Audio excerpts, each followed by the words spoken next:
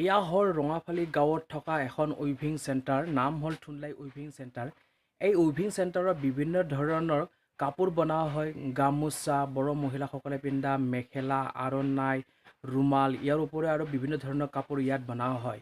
যিখিনি কাপোৰ বনাই ইয়াত, সেইখিনি কাপোৰ জমা কৰি একেলগে হ'লচেল ৰেটত এজন ডাঙৰ ব্যৱসায়ীয়ে বিক্ৰী কৰা হয়। যিখিনি লাভ হয়, এইখিনি লাভ থুনলাই উইভিং চেণ্টাৰত যি বিষয়ববীয়া তেখেতসকলে বেংকত জমা ৰাখে। যিখিনি পইচা লাভ হয়, আপোনালোকক দেখাই আছোঁ। এয়া হ'ল থুনলাই উইভিং চেণ্টাৰ। চাওক, ইয়াত এই উইভিং চেণ্টাৰত বৰ্তমানলৈকে 80জনৰ পৰা 90জন সদস্য আছে।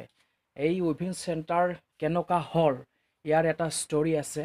আজি 1 বছৰ হ'ল যিখিনি সদস্য আছিল, 80জনৰ পৰা 90জন যিখিনি সদস্য আছিল, প্ৰতি মাহে তেখেতসকলে 20 টকা এজনৰ পৰা কালেকশ্যন কৰিছিলে। সেইখিনি পইচা তেখেতসকলে জমা কৰি এইখন তাঁতশাল কিনিছিলে। আৰু এইখন উইভিং চেণ্টাৰটো বনাওৱাত গ্ৰাম্য বিকাশ মঞ্চ নামৰ যি নলবাৰী জিলাৰ বৰবৰীত থকা ডাঙৰ এটা NGO, সেই NGO যথেষ্টপূৰ্ণ সহায় কৰিছিল। ইয়াৰ মহিলা এই উইভিং চেণ্টাৰৰ যি কাপোৰ বনোৱা হৈছিলে, এই কাপোৰৰ সূতা ফ্ৰী দিছিলে। এই ঘৰ বনোৱাৰ কাৰণে যথেষ্টখিনি পইচা দিছিলে। সেইকাৰণে থুনলাই উইভিং চেণ্টাৰৰ ফালৰ পৰা গ্ৰাম্য বিকাশ মঞ্চক ধন্যবাদ জ্ঞাপন কৰিছোঁ। আৰু এটা ভাল খবৰ যে এপ্ৰিল মাহৰ 19 তাৰিখে 2018 ইয়াত আমেৰিকাৰ পৰা মানুহ আহিব।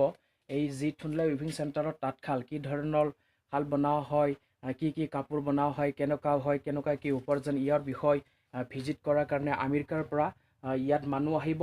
সেইকাৰণে আমাৰ যি ওচৰ পাছৰ গাঁৱৰ মানুহ, তেখেতসকলক মই অনুৰোধ জনাইছোঁ যে আপোনালোকে 19 তাৰিখে যেন এই উইভিং চেণ্টাৰত আহি সদস্যসকলক সহায় কৰে। ধন্যবাদ।